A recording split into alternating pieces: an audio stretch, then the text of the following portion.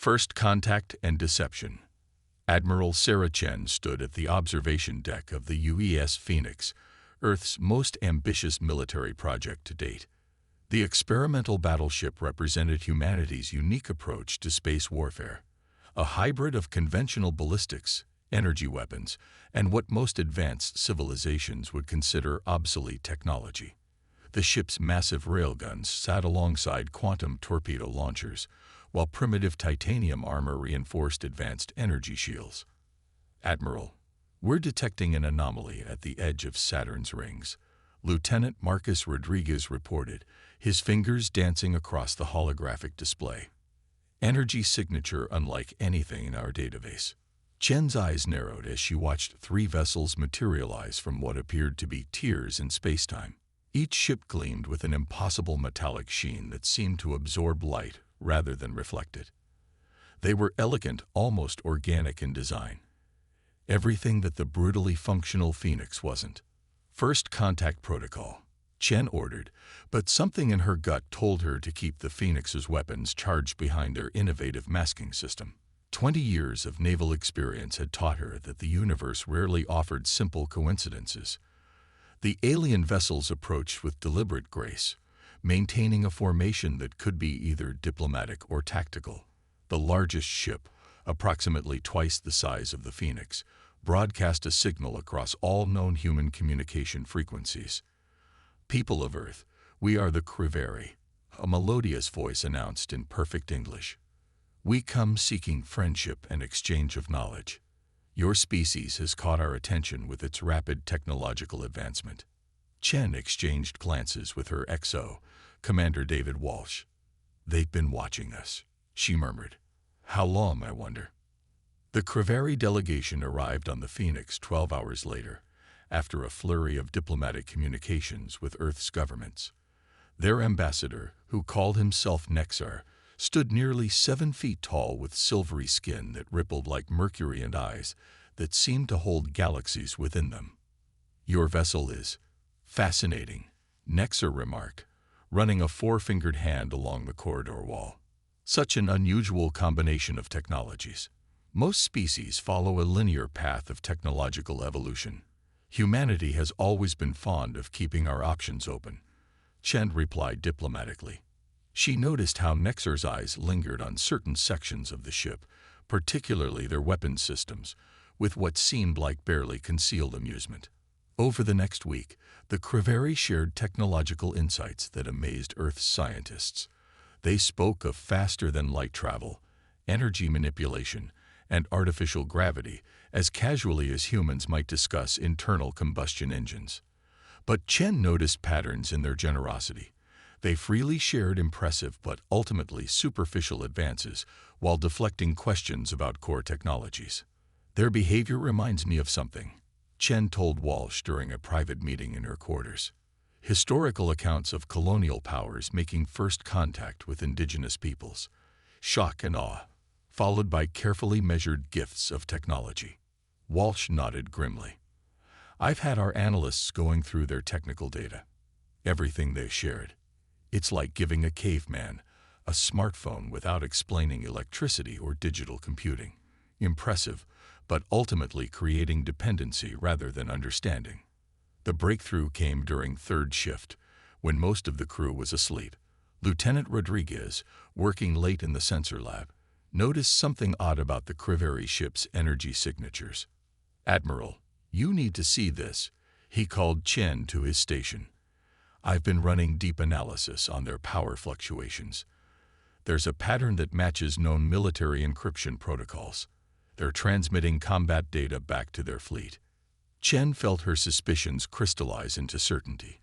"They're not here to help us advance. They're assessing our threat level and searching for weaknesses. Get me Earth Command immediately." But before Rodriguez could establish the connection, the ship's AI broadcast an alert. Multiple spatial ruptures detected. 37 Criveri vessels emerging across the solar system. High-energy weapons signatures detected. On the bridge, Chen watched as Nexar's diplomatic facade dissolved into cold efficiency. The ambassador's transmission reached all Earth frequencies simultaneously. "Your species shows promise. but too much independence. The Creveri Empire requires compliance, not equals. Submit to immediate technological reformation or face extinction. You have 1 hour to decide. Chen allowed herself a small, grim smile. They think they've seen all our capabilities. That's their first mistake. She opened a channel to engineering. Commander Walsh, remember that obsolete missile system you insisted on keeping? Power it up. Let's show our friends why humanity never puts all its eggs in one basket. The Creveri had expected submission or feudal resistance using the technologies they'd observed. They weren't prepared for what came next. As their fleet moved into attack position, they had no idea that humanity's greatest strength wasn't in matching their advanced technology.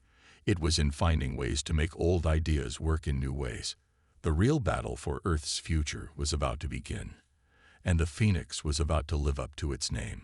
The Phoenix rises. Admiral Chen's voice cut through the tense silence on the Phoenix's bridge. All hands to battle stations. Initiate Operation Thravac. The Creveri fleet hung in space like a collection of deadly jewels, their ship's energy weapons charging with an ominous purple glow. On paper, it was no contest. 37 advanced alien warships against Earth's hastily assembled defense fleet of 20 vessels, led by the experimental Phoenix.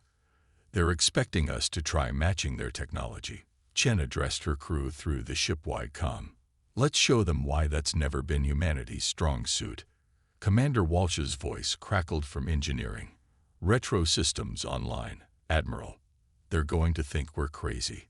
Sometimes crazy is exactly what we need to be, Chen replied. Launch the chaff. The Phoenix's outer hull opened, releasing clouds of what appeared to be metallic debris, a warfare technique dating back to World War II. The Creveri fleet's initial barrage of energy weapons dispersed and scattered against the cloud of reflective particles, creating a spectacular but harmless light show. Primitive radar jamming. Nexer's voice held genuine amusement as his transmission reached the Phoenix. Admiral Chen, surely you realize our targeting systems are far beyond such simple tricks. Chen didn't respond. She was watching the tactical display as the Creveri ships adjusted their weapons' frequencies to compensate for the chaff. Just as predicted, their adaptive shielding shifted to handle energy-based attacks, leaving them vulnerable to what they considered harmless, obsolete technology. All ships, execute Pattern Delta, Chen ordered. Fire conventional warheads. The Phoenix's massive railguns roared to life, launching specially designed kinetic penetrators. The other Earth ships followed suit, filling space with what the Creveri initially dismissed as primitive projectiles. Their overconfidence proved costly. The alien shift shields, optimized for energy weapons, failed to properly deflect the physical impacts. The first penetrator struck a Creveri cruiser's hull, its specially designed tip fragmenting into a spray of tungsten fragments that shredded the vessel's seemingly superior armor. Impossible. Nexer's transmission betrayed his shock. Your weapons are centuries behind our technology. That's your second mistake, Chen replied calmly. You assumed newer always means better. The battle erupted into chaos as the Creveri scrambled to adapt. Their ships began evasive maneuvers, but the Phoenix's hybrid targeting system, combining old-school radar with quantum sensors, tracked them with devastating accuracy. Lieutenant Rodriguez's hands flew across his console. They're trying to remodulate their shields, Admiral, but they can't optimize for both energy and kinetic attacks simultaneously. The Phoenix shuddered as it took a direct hit from a Creveri energy weapon. Shields at 60%, the ship's AI reported. Hull integrity maintaining. They still pack a punch, Walsh commented from engineering. But our layered defense is holding better than their specialized ones. Chen nodded grimly. Because we never stopped improving the basics while adding new technology. Launch the EMPs. Another primitive weapon emerged from the Phoenix's arsenal, electromagnetic pulse generators modified with elements of the Creveri's own energy technology. The aliens' over-reliance on advanced electronics proved to be another vulnerability, as the pulses disrupted their complex systems. 3 Creveri ships went dark, their crews suddenly struggling with backup systems they rarely needed. 5 more took critical damage from the continued kinetic bombardment. The remaining vessels began to pull back, their formation broken. "This is impossible." Nexer's final transmission carried a note of fear. "Your technology is inferior." "No," Chen responded. "It's different. And that's not the same thing at all." As the Creveri fleet retreated through their spatial rifts, leaving their damaged ships behind, Chen turned to her crew. "Get me Earth Command. They need to know what we've learned about their weaknesses, and contact all ships in the fleet. I want every scrap of salvage from those disabled vessels collected and analyzed." "They'll be back," Walsh said, joining her on the bridge. "And they won't underestimate us again." Chen's expression was determined. "Good, because now we know they can be hurt, and we've got their technology to study. Humanity's been playing catch-up since they arrived. Time to change the game entirely." Looking at the tactical display showing the retreating Creveri ships, Chen allowed herself a small smile. The Phoenix had lived up to its name, rising from the ashes of humanity's technological inferiority, to prove that innovation wasn't just about having the newest toys. It was about using what you had in ways your enemy never expected. The real war was just beginning, but humanity had something now that was worth more than any advanced technology. They had hope, and they had the beginning of a plan that would make the Creveri regret ever underestimating Earth's primitive species. Counter-strike. 2 weeks after humanity's first victory, the Phoenix led a flotilla of Earth ships through the darkness of deep space.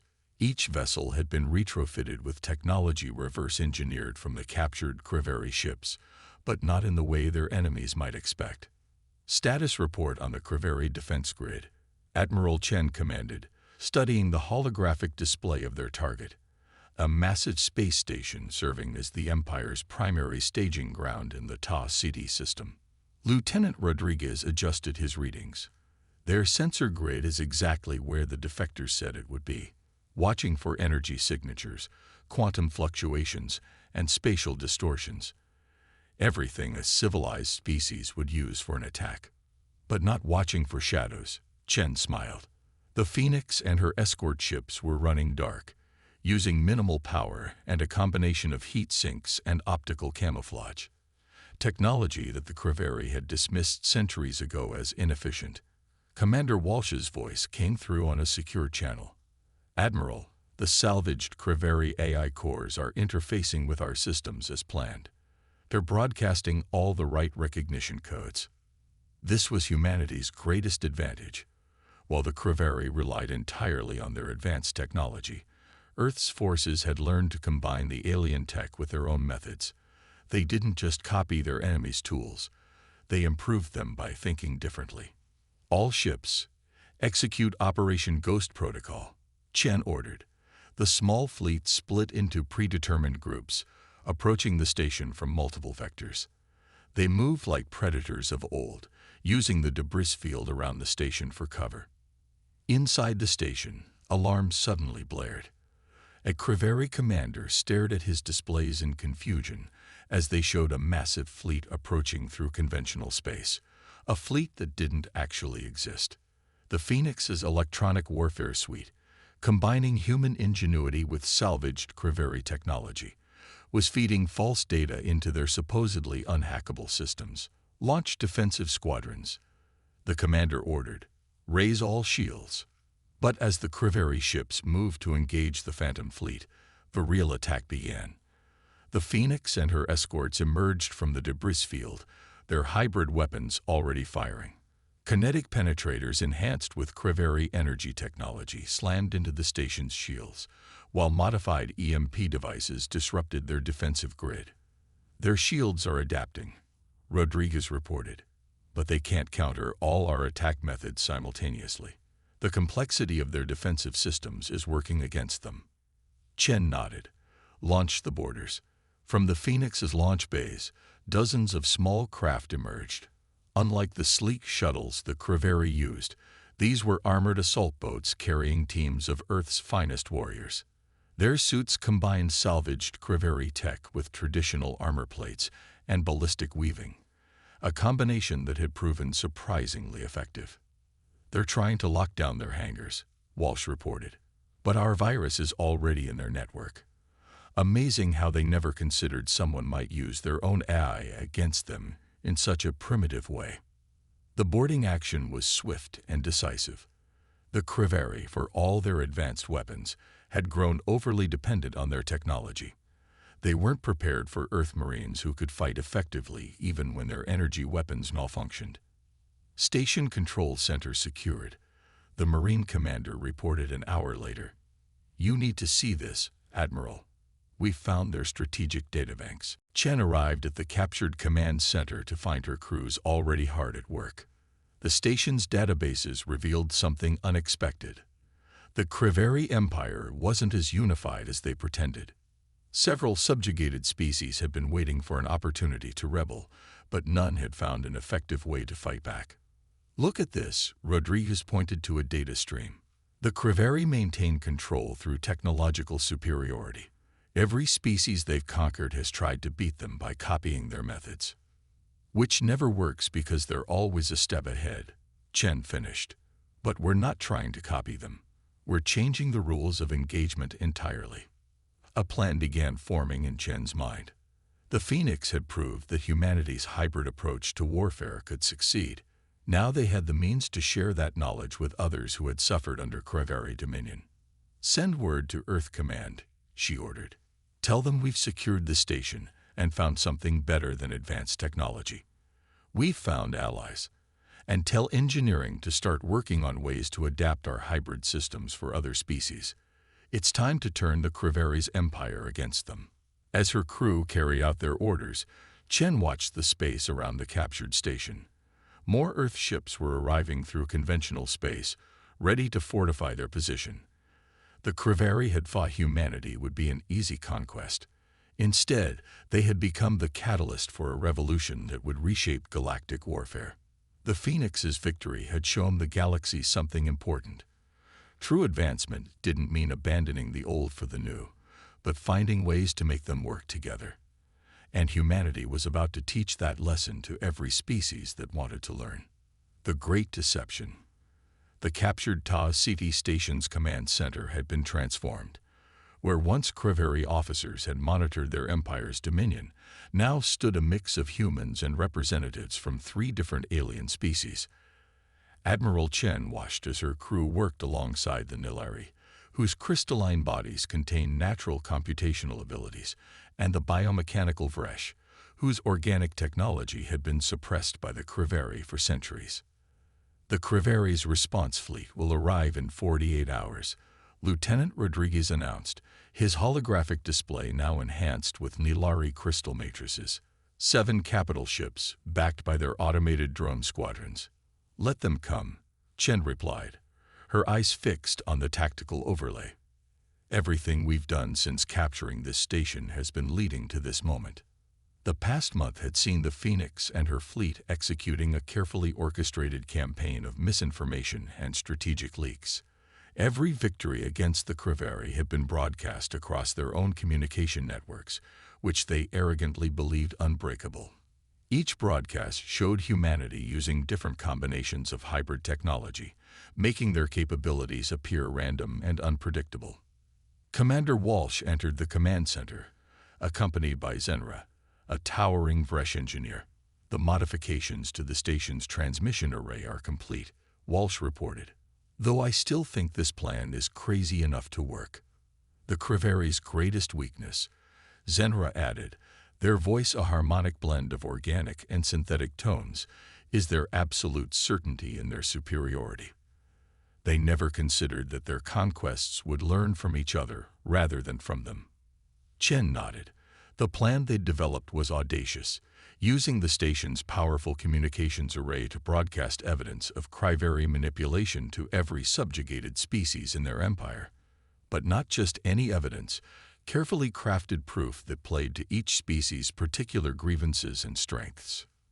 "Begin the transmission sequence," Chen ordered. Across thousands of light years, the message began to spread. To the silicon-based Drelkar, they showed how the Creveri had deliberately stunted their natural technological evolution. To the telepathic Myriad, they revealed how their protective isolation was really meant to prevent them from discovering other resistant species. Crigari ships are accelerating their approach, Rodriguez reported. They've detected our broadcasts. Right on schedule, Chen smiled. Deploy our surprise. From concealed positions around the station, dozens of small craft emerged. But these weren't ordinary fighters. They were unmanned drones combining Earth's expertise in robotics with fresh organic technology and Nilari computational systems. Each one operated on protocols too simple for the Creveri's advanced cyber warfare to corrupt, yet too unpredictable for their targeting systems to effectively track. The Creveri fleet's arrival was met not with a conventional defense, but with electronic warfare on an unprecedented scale. Every transmission they sent was intercepted, modified, and redirected to reveal more of their deceptions to their subjugated worlds. Their attempts to jam communications only served to validate the authenticity of the broadcasts in the eyes of watching species. Admiral, Rodriguez called out, excitement in his voice. We're detecting multiple spatial rifts opening across the sector. Ships are emerging. Drelkar, Myriad, even species we haven't encountered before. The Creveri commander's transmission cut through the chaos, his usually composed demeanor cracking. What have you done, humans? This sector was stable under our guidance. No, Chen responded, allowing her voice to carry to all watching species. It was stagnant under your control. Every species you conquered had something unique to offer, something you suppressed because it didn't fit your vision of proper technological evolution. We just helped them remember that. The battle that followed wasn't the organized clinical engagement the Creveri preferred. It was chaos theory in action. Dozens of species fighting with their own unique combinations of technology and natural abilities, coordinated by human tactical doctrine that emphasized flexibility and adaptation over rigid perfection. The Phoenix led the charge, its hybrid weapons blazing alongside organic fresh missiles and Nilari energy beams. The Creveri ships, designed to counter specific types of advanced technology, found themselves overwhelmed by the sheer variety of attacks they faced. Their fleet is retreating, Walsh announced hours later. But more importantly, we're receiving reports of uprisings across 12 different Creveri systems. Chen looked at her unlikely alliance of species, each bringing their own strengths to the fight. The Creveri built their empire by keeping their subjects isolated and dependent. They never imagined we'd show everyone a different path. Working together, combining our strengths instead of abandoning them to chase someone else's idea of perfection. As the command center erupted in celebration, Chen turned to her next task. The Creveri Empire was vast, and this was just one sector. But they had proven something vital. The mightiest empire could be shaken not just by superior force, but by the power of revealed truth and unexpected alliances. The real revolution wasn't just in how they fought, but in how they brought together those who had been kept apart. Humanity hadn't just brought weapons to this war. They had brought hope, creativity, and a willingness to learn from everyone, no matter how primitive or advanced they might appear. Paradigm shift. The massive holographic display in the Phoenix expanded bridge showed hundreds of ships converging on the Creveri homeworld. The fleet was unlike anything the galaxy had ever seen. Vessels of every size and design, each representing a different species, each contributing their unique approach to technology and warfare. Admiral Chen stood at the center of it all, surrounded by representatives from 24 formerly subjugated species. 3 months of revolution had led to this moment. The Creveri Empire, once thought invincible, had been pushed back to their home system. The Creveri High Command is broadcasting, Lieutenant Rodriguez announced. They're demanding to speak with you specifically, Admiral. Chen nodded. Put them through. The image of Supreme Commander Nexer appeared, his silvery skin now dulled with stress. Admiral Chen, you've caused enough chaos in our ordered galaxy. This ends now. We've concentrated our entire remaining fleet around the homeworld. You cannot hope to overcome such force." "You still don't understand," Chen replied calmly. "This was never about overcoming force with force. This is about proving that your entire philosophy of advancement is flawed." The tactical display showed the Creveri's defensive formation. Over 300 of their most advanced warships arranged in perfect geometric patterns. It was impressive, intimidating, and exactly what Chen had expected. "All ships, execute Operation Renaissance," she ordered.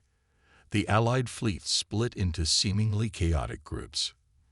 Nilari crystal ships formed intricate networks, their natural computational abilities coordinating the movements of smaller, faster vessels. Fresh organic battleships released clouds of living particles that interfered with Creveri sensors. Earth vessels, led by the Phoenix, deployed their hybrid weapons in patterns that defied conventional military doctrine. "Their formation is perfect," Commander Walsh observed. "And that's their weakness. They can't adapt without breaking their carefully planned strategies." The battle erupted across the star system. The Creveri fleet found themselves facing not just one type of advanced technology they could counter, but dozens of different approaches simultaneously. Earth's kinetic weapons struck alongside Drulkar phase cannons. Myriad telepathic attacks disrupted Creveri crew coordination, while Vresh organic missiles evolved mid-flight to penetrate their shields. "Status report," Chen called out as the Phoenix shuddered from a near miss. "Their fleet is fracturing," Rodriguez reported. "They can't maintain formation while defending against so many different attack vectors. Better yet, some of their ships are standing down." Chen smiled. This was what they'd hoped for. Intelligence gathered during the rebellion had revealed a growing faction within Creveri society that recognized the flaws in their empire's philosophy. Seeing their perfect defense crumble was the final proof they needed. "Admiral," a new voice cut through the command channel. "A Creveri captain. My ship and others wish to stand with the Alliance. We've seen what real advancement looks like. It's not about disposing of the old for the new, but about finding the strength in diversity." More Creveri ships began powering down their weapons. The perfect formation dissolved not through destruction, but through choice. Even Supreme Commander Nexer fell silent as he watched his fleet choose a different path. Hours later, Chen stood in the Creveri High Command Chamber, surrounded by representatives from all allied species. The terms of surrender were unlike any in galactic history. The Creveri Empire would be dissolved, but its people would not be punished or subjugated. Instead, they would join the newly formed Galactic Cooperative, an alliance dedicated to sharing knowledge while preserving each species' unique approaches to technology and advancement. "It's ironic," Walsh said as they watched the formal proceedings. "They spent centuries trying to force everyone to advance along their chosen path. In the end, humanity showed them that true advancement means embracing many paths at once." Chen nodded. "We never set out to conquer them. We just wanted to prove that being different wasn't the same as being inferior. Sometimes the oldest solutions, combined with new ideas, create something greater than either could be alone." The Phoenix's final mission wasn't a battle, but a celebration. As the massive ship cruised through the Creveri capital's orbit, its hybrid design now served as a symbol of the new order, a reminder that strength comes not from perfection, but from adaptation, cooperation, and the willingness to learn from everyone, regardless of their level of advancement. The galaxy would never be the same. The age of enforced technological conformity was over, replaced by an era where every species could contribute their unique perspectives to the greater whole. Humanity's greatest victory hadn't come from defeating the Creveri Empire, but from showing the galaxy a better way forward, one where diversity of thought and approach wasn't just accepted, but celebrated. As Chen looked out at the transformed galaxy, she realized that this wasn't just a paradigm shift in warfare or technology. It was a fundamental change in how civilizations would view progress itself, and it had all started because humanity refused to abandon its primitive solutions in the rush to advance. The Phoenix had lived up to its name one final time, helping to create a new galactic order from the ashes of the old. And this time, every species would rise together.